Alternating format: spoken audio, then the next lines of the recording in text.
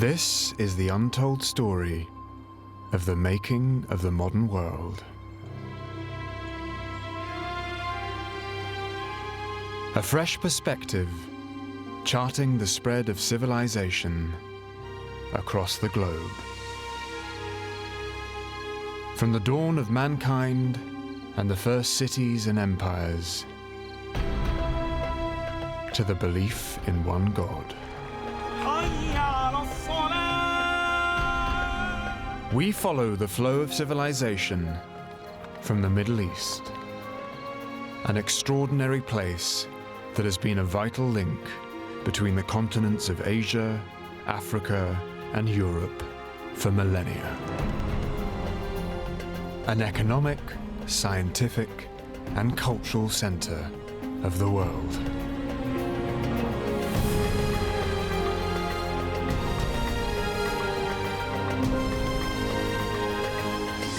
It will be an epic journey of discovery.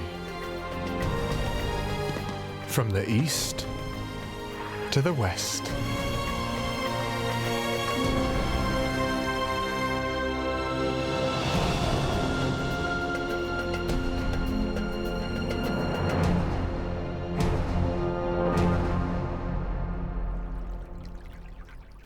This is the story of the birth of religion. Here in the Middle East, it inspired the journey of civilization. In this program, we explore early man's struggle to understand and explain nature, life and death, and the world beyond. They are not ancestors, they are not priests, they are beings from another world. We discover the first temples of the Middle East and how the pantheon of pagan gods that ruled from Mesopotamia to Egypt and Greece to Rome were overthrown by a revolutionary idea: monotheism. It's absolutely a watershed moment in history.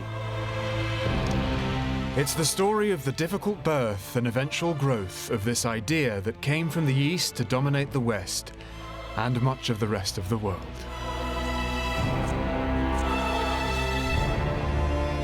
Monotheism, the belief in one universal God.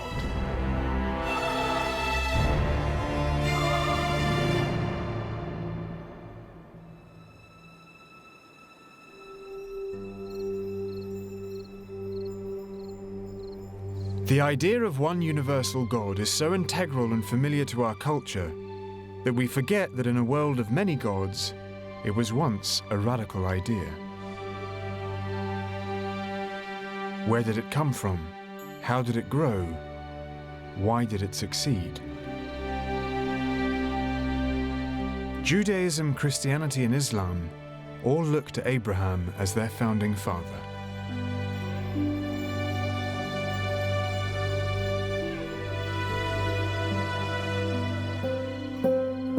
The story of Abraham first appears in Genesis, the first book of the Jewish Bible. When you open the Bible, you very quickly come to Abraham. And basically the whole Bible from then on is the story of one man's family. And that one man is Abraham. Everything is about his encounter with God, his experience with God. And I will make of thee a great nation, and I will bless thee, and make thy name great. According to the Bible, Abraham spent much of his life in an ancient city in Mesopotamia called Haran, believed to be in what is now Turkey. In Haran, people worshipped many gods. Like the rest of the ancient world, polytheism ruled. The defining moment in Abraham's story, why he is synonymous with monotheism, came with a command from God. Take your only son, your beloved son, and go to the land of Moriah, and there you will sacrifice him to me. The basics of the story in Old Testament and Quran almost the same, but the different in details. The story is that God would like to test the true beliefs of Abraham. And when they come there, it is clear now to both of them that the sacrifice is going to be the son. The only son, the beloved son, is going to be sacrificed.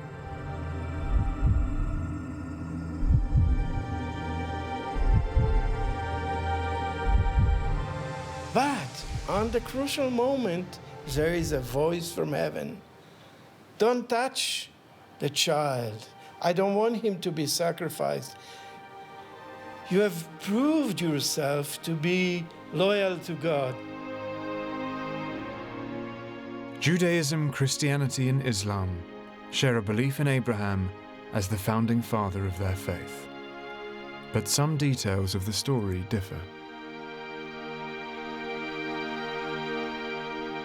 In the Jewish tradition, Abraham's intended sacrifice was in Jerusalem. Jews erected a temple here to commemorate the spot. It was said to be one of the greatest buildings in antiquity.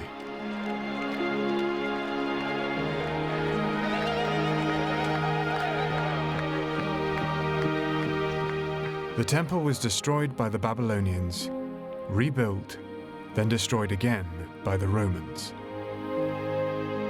The surviving Western Wall is one of the holiest places in Judaism. Above it today is the Dome of the Rock, the oldest surviving Islamic building in the world. Muslims believe it is the site of the Mi'raj, where the Prophet Muhammad was taken to heaven to meet with God. In Islamic tradition, the sacrifice of Abraham took place not here, but near Mecca in modern Saudi Arabia.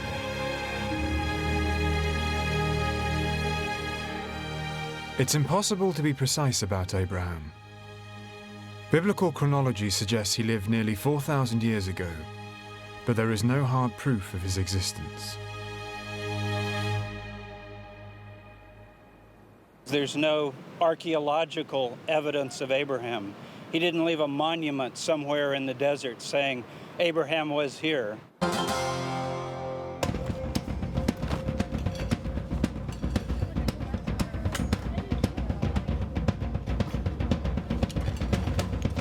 There is a growing distance between what people think about history of this region according to the biblical text and what archaeology shows. So it is extremely difficult and tricky to reconstruct even the germs of history from these myths. In recent years, an incredible series of archaeological discoveries have revealed the real story of the development of religion and ultimately the idea of one God. The story begins thousands of years before the biblical time of Abraham. Over 11,000 years ago, something extraordinary happened here, in a place known as Göbekli Tepe, on the upper Mesopotamian plains of southern Turkey. These mysterious stone pillars give an amazing insight into the birth of organized religion.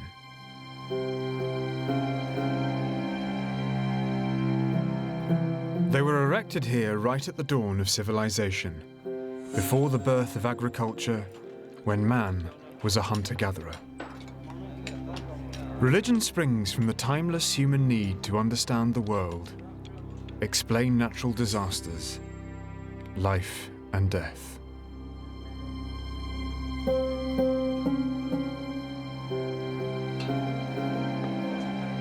Professor Klaus Schmidt, who leads the excavation and study of Göbekli Tepe, believes these T-shaped pillars represent human beings. Here we have the proof that the meaning of the pillars really is a meaning of anthropomorphic beings. You can see the big arm coming down here, and we have here the hands, the fingers like this.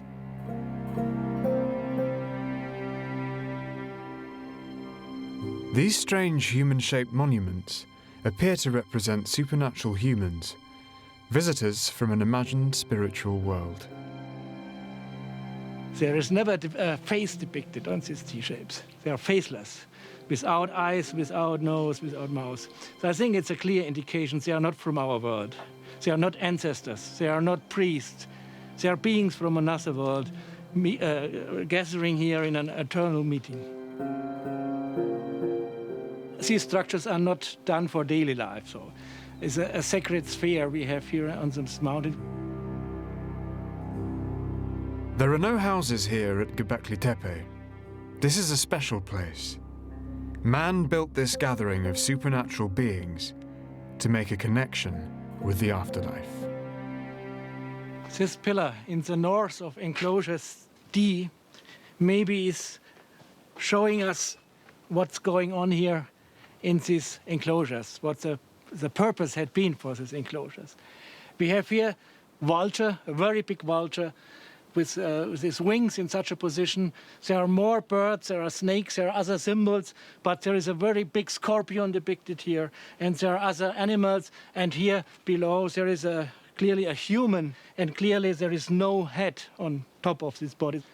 And this complete image looks like an illustration of the netherworld, not of our world here. And so maybe it's leading us to the function of these enclosures being made for burial customs. Professor Schmidt believes that in these enclosures, early man practiced a ritual ceremony to mark the passing of their dead.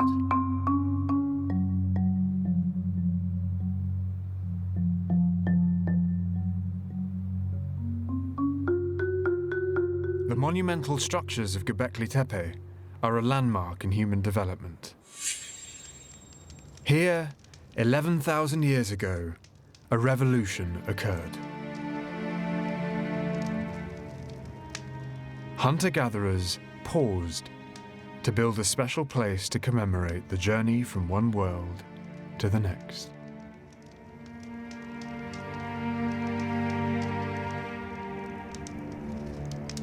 The Stone Age people of Göbekli Tepe witnessed death, the power of nature, and the changes in the seasons, and created a belief system to help them comprehend their bewildering world.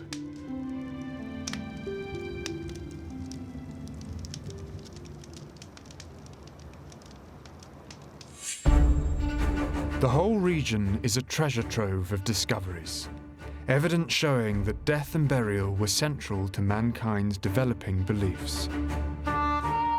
Near to Göbekli Tepe is the ancient settlement of Çatalhöyük. It's a remarkable window into our ancestors' lives and beliefs. Archaeologists made an amazing discovery here at Çatalhöyük. The people who lived here buried their dead in their own homes.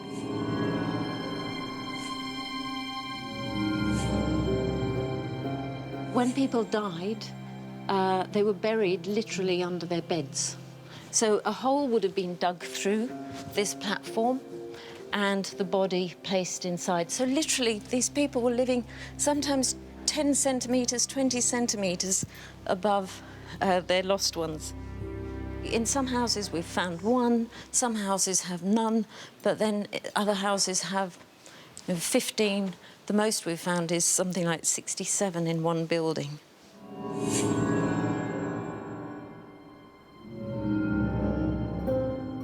The dead of Çatalhöyük were buried with great care. The body is placed in a crouched position, in a fetal position like this, so they're quite tightly contained within the burial cut. Bodies appeared as if ready for rebirth, and they were given precious items to take into their new life. We find a range of beads, stone, clay, shell and bone beads. And these we might find scattered in the burial around the neck area of a burial. But burials aren't the only evidence emerging of early religious practice. We are starting to get closer to our ancestors' gods.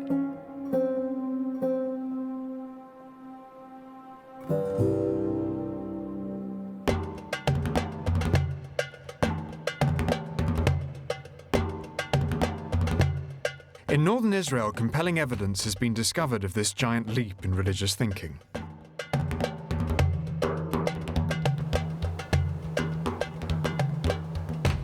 I mean, it was nothing special, just excavated. And then it came out, you see that it's a figurine. But it was all covered with dirt and mud, and of course we didn't clean it, because if you start cleaning it in the field, you may destroy it. So it was taken, as a big, dirty lump of sediment. But you saw the general shape of a figurine. It went to the lab. And only after the cleaning, it turned out to be the most beautiful figurine ever found in their culture.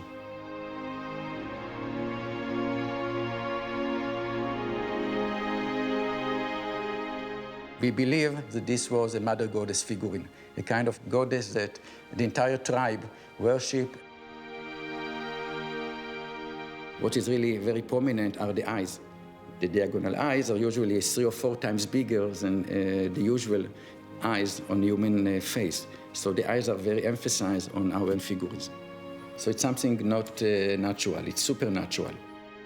Many more Mother Goddess figurines have been found in Shahar Golan.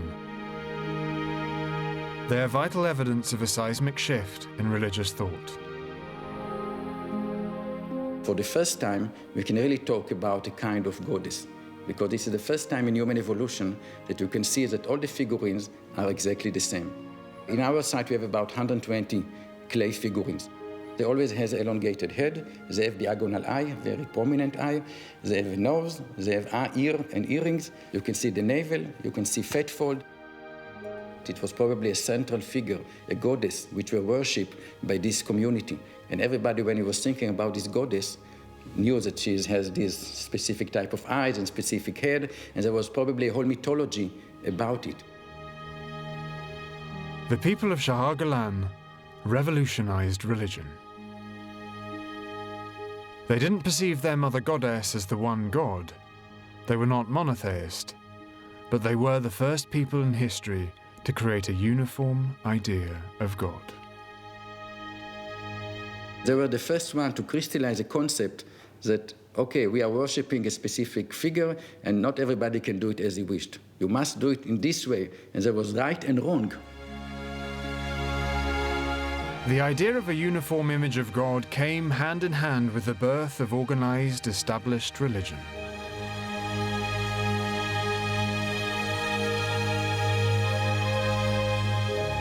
The establishment of central places of uniform worship was one of the first steps in the long journey to civilization.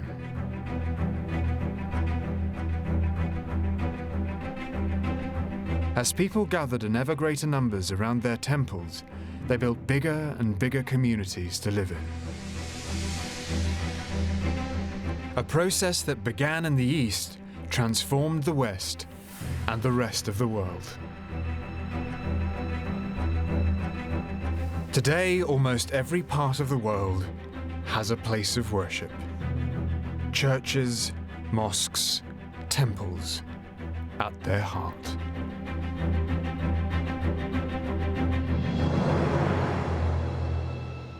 That was the same in the world's first cities in Mesopotamia when they began to emerge around 6,000 years ago.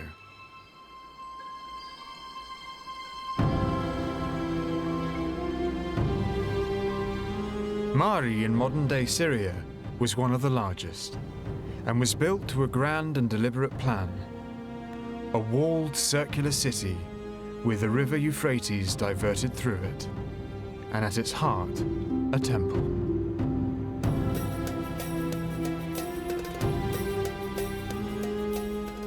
حاليا بمعبد الألفية الثالثة كما بنشاهدون هلا حاليا احنا بالقاعة المقدسة. خلفي على الضبط هو قدس الأقداس مثل ما بنسميه المذبح. ببداية القرن الماضي وجدت عدة لقى موجودة هنا عبارة عن جرار كبيرة كانت موجود فيها الأضاحي. The temple and worship were central to life in the first cities of Mesopotamia, and the organization of religion had a profound and lasting influence on society.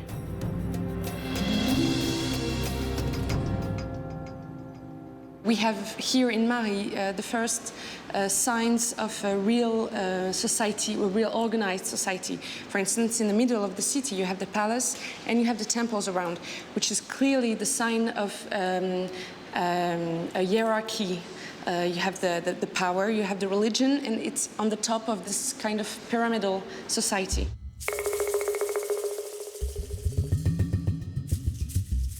Fabulous statues have been discovered in the temples of Mari.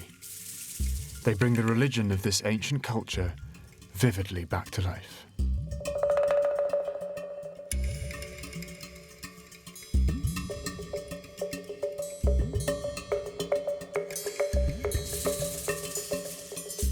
This is a statue of a worshipper. This is a typical kind of statue that we found in a temple in Mari. They are typically bold. The beard is often represented like this, and the eyes is also very typical. You have this lapis lazuli disc inside a shell, and the eyebrows are made of bitumen. The hands are gathered on the chest, which is a devotion, a sign of devotion. And so most of the time, they have an inscription on the shoulder, on the back, where he put his name. Now we know who he is. His name is Shibum. And this is the typical representation of worshipper. Wealthy citizens commissioned statues of themselves and placed them in specific temples dedicated to particular gods and goddesses. Each god has a specificity, and it depends on what you want. You will go to this god or that god. This is why you put your statue inside a specific temple. Gone was the idea of a uniform image of a goddess. In Mari, there was a whole host of gods and goddesses, each looking very different, each with a particular role. The gods and goddesses of Mari were worshipped across Mesopotamia. They are amongst the first-named gods in human history. We know that there were many goddesses and gods. We know them by their myths. There's a lot of history about those gods. You have Ishtar, for instance. She's the goddess of love, and she's also the goddess of war. You have the sun god. You have the god of the agriculture. This Mesopotamian pantheon is the beginning of all the other pantheon of gods. And we always have the main god, his wife. And through the Greek, the Romans, we have the exact same panel of gods.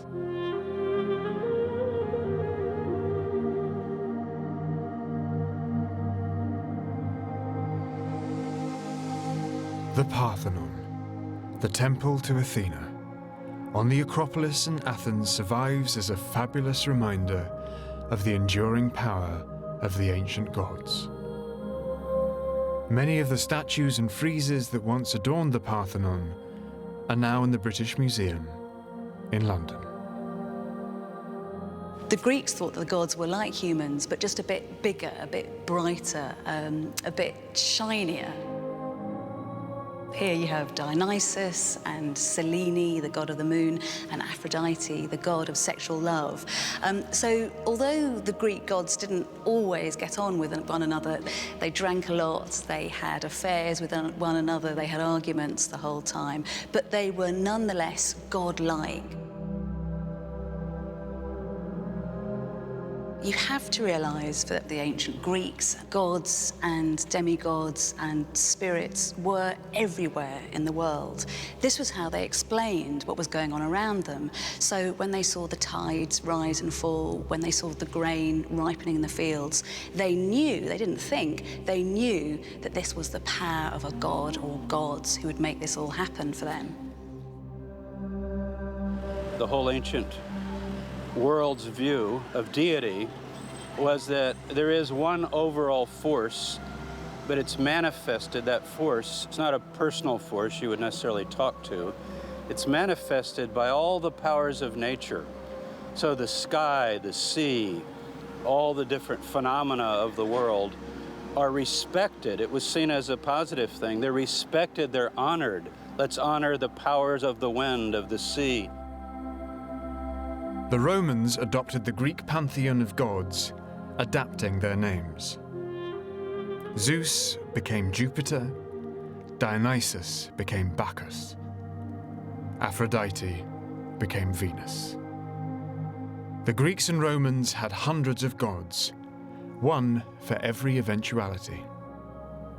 If you were sick or you were dying, you needed health, you need prosperity, you're going on a journey, you need guidance on your journey, safety.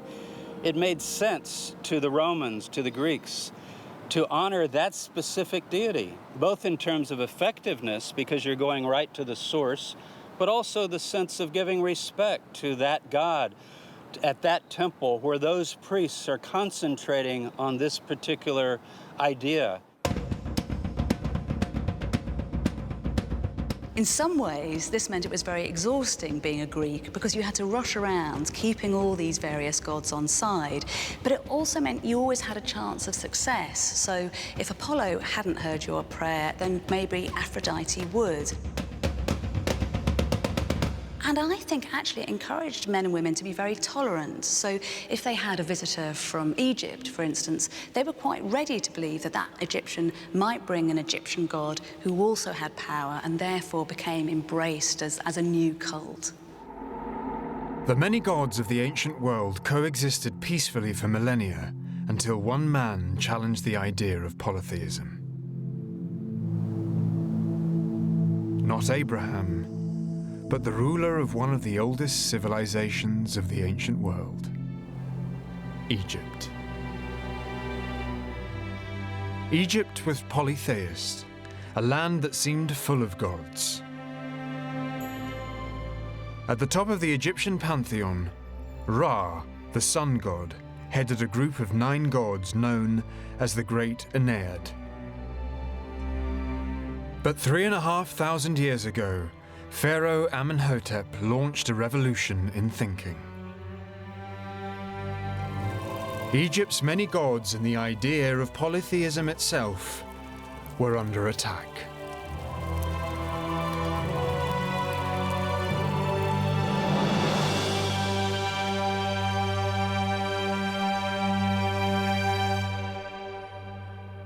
As far as we can tell, Amenhotep is the first Egyptian to be able to look critically at the religion of his own society, to step outside it and to judge it.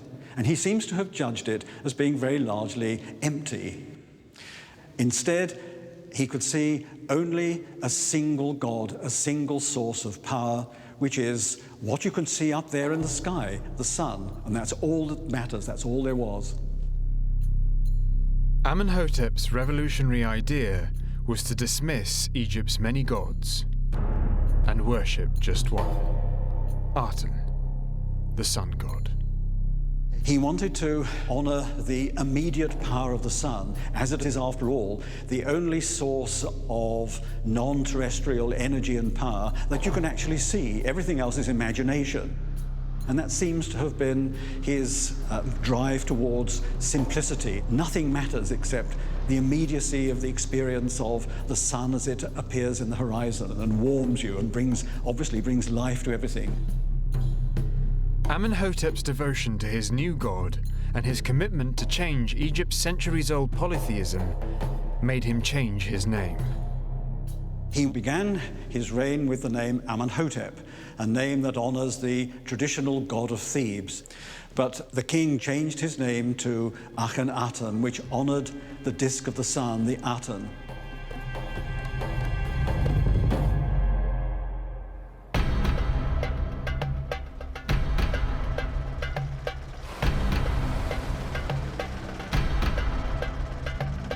Akhenaten even built a whole new city to honor the one god and moved his entire court there.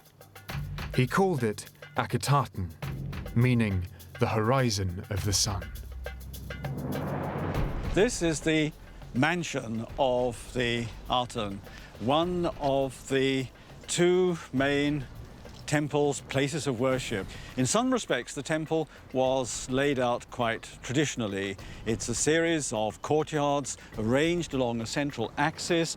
But what is most distinctive is that there are no roofed buildings inside. The courtyards are open to the sky because they're there so that you can appreciate and make offerings and prayers to the visible disk of the sun. The statement that Akhenaten is trying to make is that God, the divine essence, is visible. The power of the sun is up there, and it's there directly to be appreciated. You don't need the elaborateness of enclosed temples with their many statues. Akhenaten's devotion to one god was quickly taken up by his royal entourage.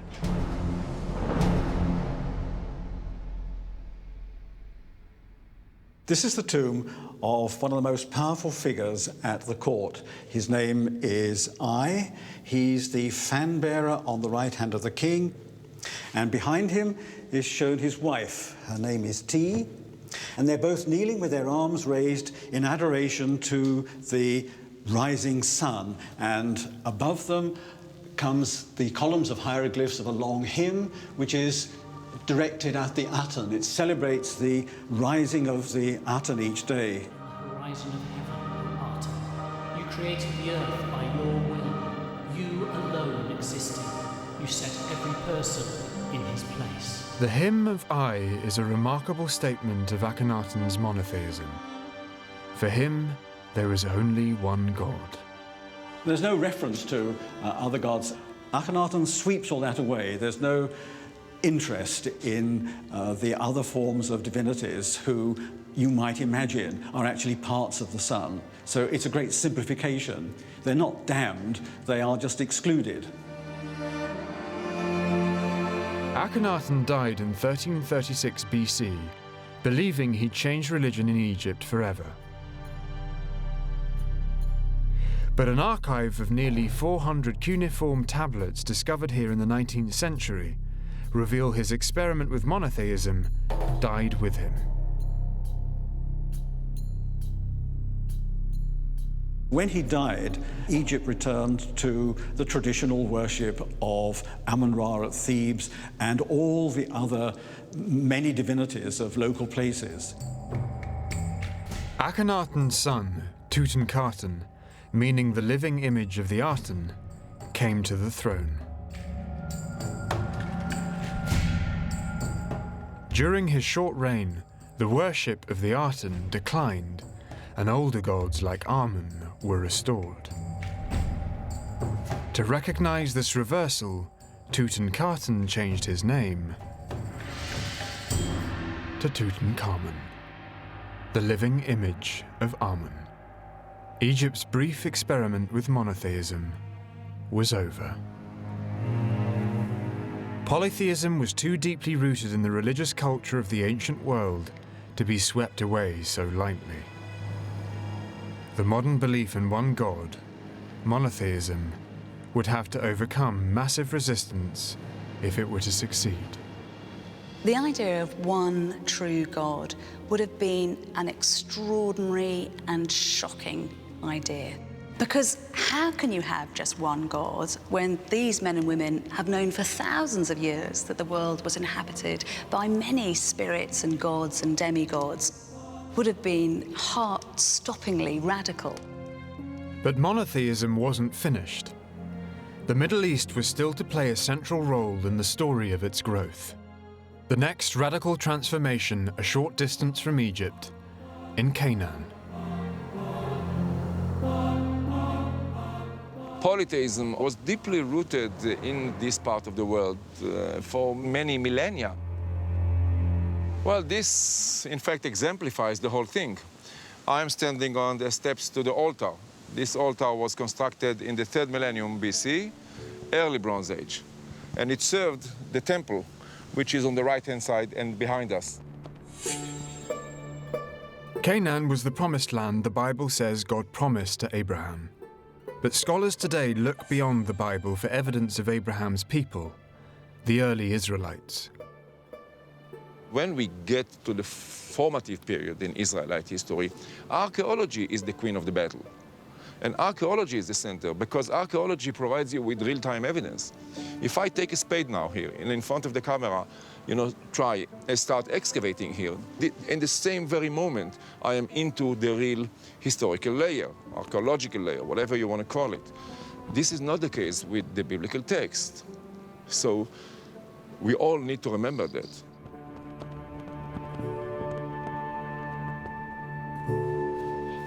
The excavations here in Megiddo, in the center of Canaan, seem to show that the early Israelites continued to worship the same polytheistic gods as the Canaanites.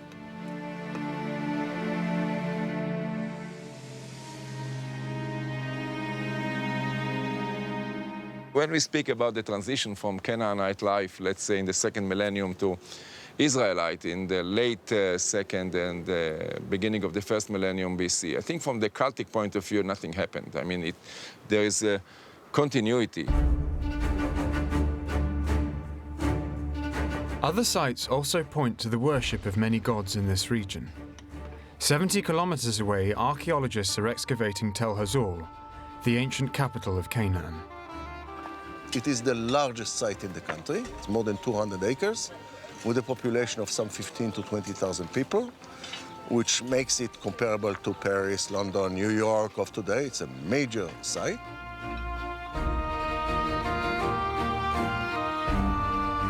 There is clear evidence here of the many gods of Canaan.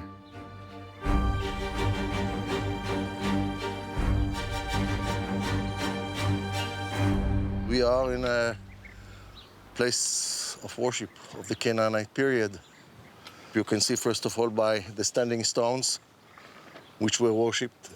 We have the names of the different gods and their functions and this and that and the other. Like Adu, yes, the weather god, was a very, very important god here at Hatzor. He was definitely not the only one. The god Sin was worshipped, the moon god was worshipped, the god El was worshipped.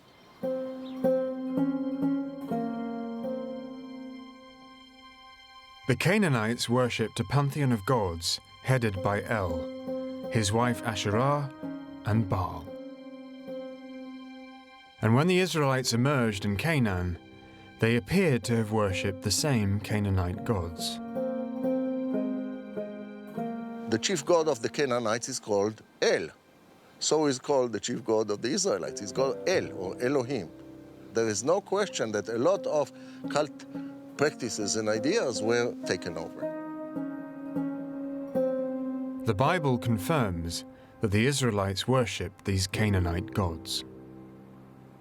The prophets keep complaining that why are you worshiping this god? Why are you worshiping Baal? Why are you doing this and that and the other? You are not supposed to do it. You are supposed to stay away from Canaanite. You have to separate yourself from the Canaanite people as well as the Canaanite religion, and so on and so forth.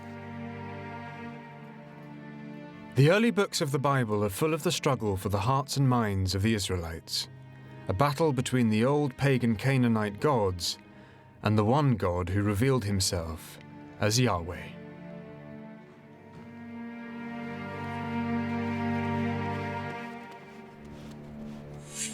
אנוכי אדוני אלוהיך אשר הוצאתיך מארץ מצרים מבית עבדים, לא יהיה לך אלוהים אחרים על פניי.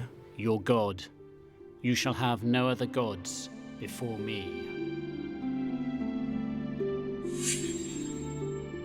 It's the first of the 10 Commandments given to Moses by God on Mount Sinai. So this is what we have in the time of Moses. A commandment of worshiping the one without negating the existence of the others.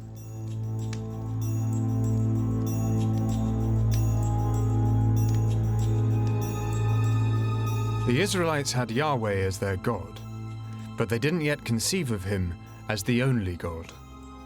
Despite the commandments and the warnings of Moses and other prophets, the Israelites still persisted with the worship of other gods, including females. This little clay figurine was found in my excavations in a large site in northern Israel, south of the Lake of Galilee, called Tel Rehov, a place which is not mentioned in the Bible, but yet it was a very important city during the 10th and 9th and 8th centuries BC. In the field, one of our volunteers just picked her up and ran to me and showed it to me, and I was very pleased. You know, it's always a pleasure. The figurine is nearly 2,900 years old. It's an example of thousands of female figurines discovered throughout the region in the Israelite period. She's holding here a baby. She's holding a baby. So she's a mother. She's a mother goddess in this case. We think that this is Asherah, though this is one of the nice examples of this type of figurines from around 900 BC, when Israelite religion was not yet completely monotheistic, that's for sure. The Israelites were still worshipping the Canaanite goddess Asherah. They imagined her as the wife of their god, Yahweh. We have, for example, inscriptions on jars which say, to Yahweh and his Asherah. Okay, so there is Yahweh and there is, if you want to say, Mrs. Yahweh, Asherah. The Israelites worship many gods, unlike what is more or less common belief that all Israelites worship Yahweh.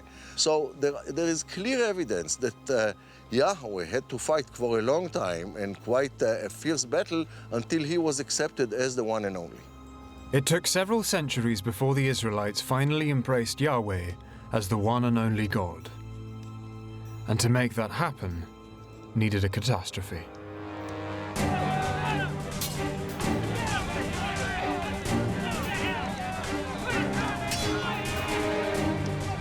"2,600 years ago, Jerusalem is attacked by the Babylonian king Nebuchadnezzar. The city is sacked, the house of Yahweh, the temple, is destroyed, and thousands of Jews are taken as slaves into exile. Yahweh seemed defeated.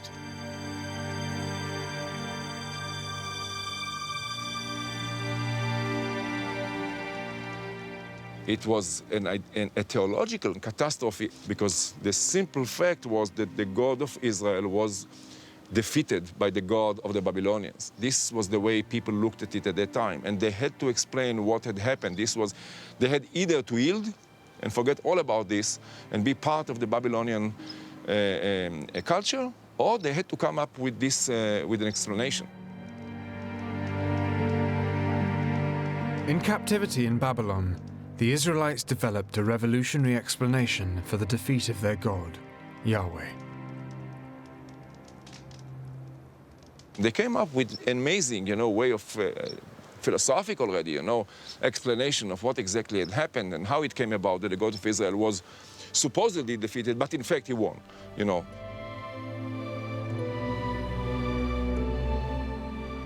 They say, well, let's think about this. The God of Israel is so powerful that he is universal, that he rules everything, that he decides everything, that he sent the king of Babylonia. The king of Babylonia was no more than a little pawn in the hands of the God of Israel to be sent to punish the apostasy of the Israelites. No more than that. The winning God wasn't the Babylonian God. He was Yahweh using the Babylonians to punish the Israelites. So Yahweh is not just the Israelites' God, he's the Babylonians' God. He's everyone's God.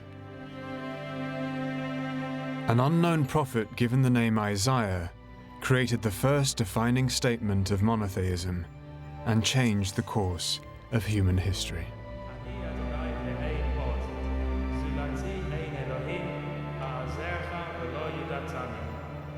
There is no other God besides me.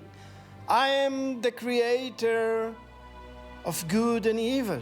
I am the creator of light and darkness. There is no one beside me.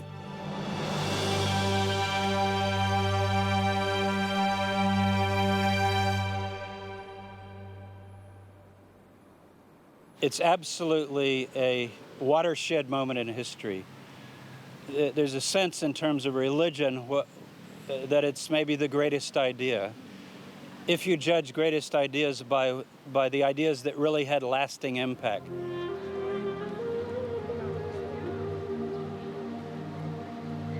The Persians under Cyrus the Great conquered Babylon and allowed the Israelites to return to Jerusalem.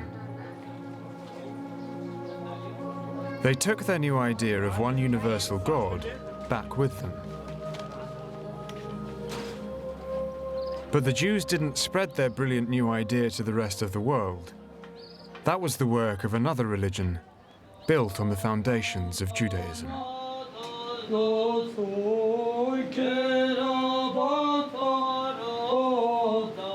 Jesus Christ was born in Bethlehem. The Church of the Nativity marks the spot where it's believed he was born.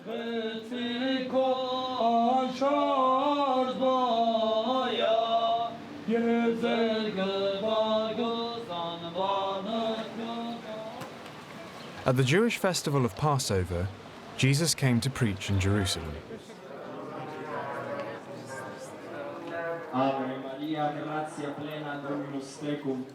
Seen as a threat to the Roman peace, he was arrested, tried, and sentenced to death.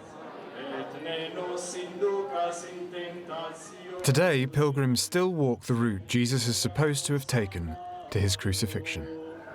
And third station, here Jesus falls the first time.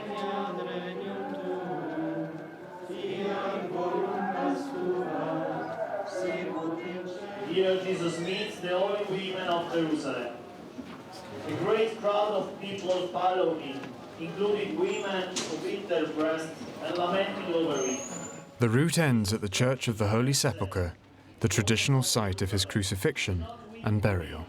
Weep for yourselves and for your children, for if they do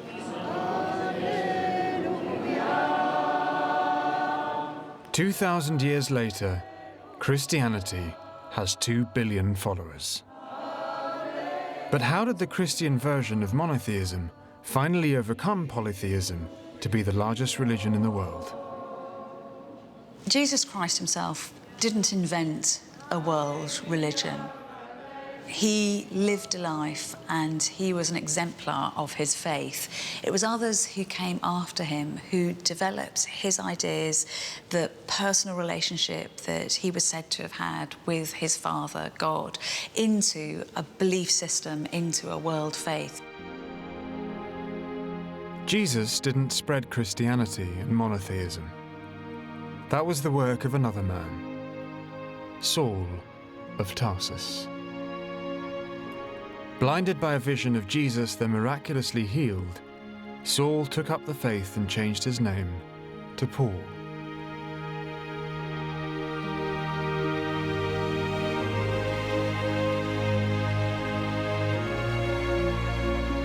Paul believed that Jesus' message of spiritual renewal should be preached to Jews and non-Jews, Gentiles.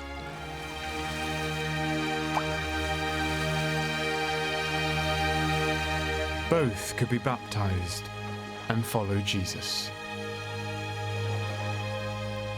What Paul says is, you know, if Gentiles, non-Jews, have faith in the God of Abraham, Isaac, and Jacob, and they believe in the Messiah, Jesus, aren't they really children of Abraham in a spiritual sense? Paul's missionary journeys took him from Syria to Cyprus and Asia Minor to Greece. So what he starts doing is missionizing, traveling, first of all through Asia Minor, or Turkey, and he goes to little towns and villages. He crosses over into Greece, and he preaches not to the Jews or the synagogue. Often he'll go to a synagogue, but he'll end up street preaching, or he'll rent a hall, like he does in one case, kind of a school, and people come to hear him give lectures. Paul traveled to one of the greatest cities on earth.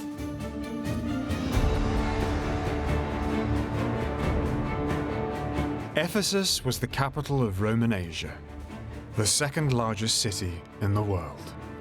Nearly 500,000 people lived here.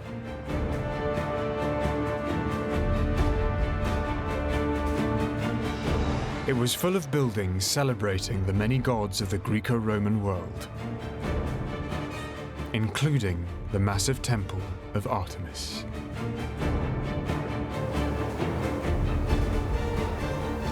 If Paul could convert the Greek and Roman pagans of Ephesus to Christianity, then the new religion could spread through the empire. If you think about the achievement of Paul and what he did in bringing Christianity to the world, it's just staggering to think about, because when Paul lands, in every city are dozens and dozens of temples, beautiful buildings, edifices to all of these gods and goddesses of Greece and Rome and Egypt. That's not going to go away very easily. Here in Ephesus, Paul and his fellow missionaries wrote and preached the new gospels of Christianity, a religion distinct from its roots in Judaism that would eventually take the idea of monotheism beyond its Middle Eastern home.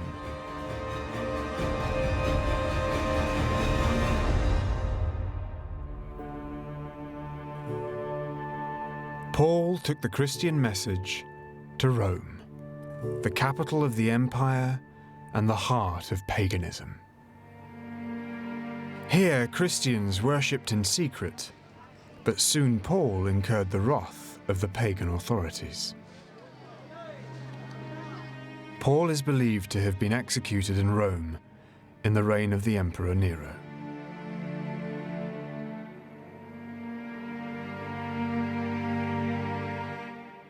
The Abbey of the Three Fountains marks the spot where Paul was beheaded. So this is really the spot that's the pillars commemorating the execution of Paul. He was beheaded traditionally in this spot. And the pillar not necessarily marks where it happened, but as a commemoration that it was in this area. And then the three fountains, where his head, according to the tale, bounced and bounced and bounced again, and God gave kind of witness to his greatness.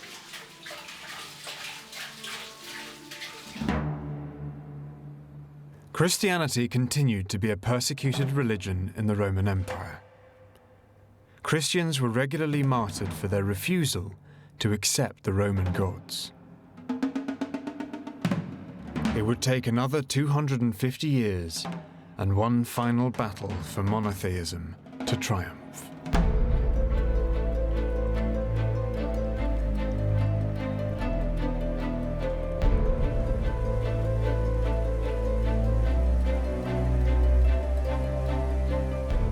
On this bridge where I'm standing, the Milvian Bridge, this great battle took place. It basically had to do with the control of Rome, who's going to be the next emperor.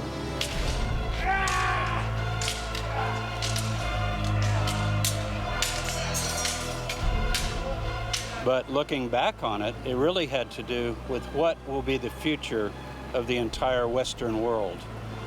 There's a sense in which you could say monotheism hung in the balance on this bridge. In the year 312, two armies met here, outside Rome, at the Battle of the Milvian Bridge. On one side, the army of Constantine, the emperor of Rome's eastern provinces. Opposing him, Maxentius, a usurper. Maxentius's army was driven into the Tiber, where Maxentius drowned.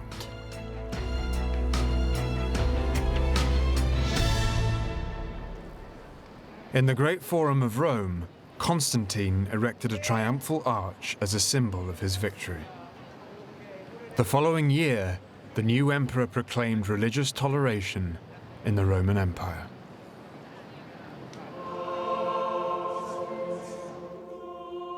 "70 years later, Christianity became the official religion of the Roman world. It's the triumph of an idea, the belief in one God, an idea that came from the Middle East and now dominates the West. It's also an idea that has been taken on by other religions. In the next program, we will discover how a new monotheist religion, Islam, embodied and adapted the faith of Abraham, spreading at extraordinary speed across the Middle East and beyond. Allahu Akbar, Allahu Akbar.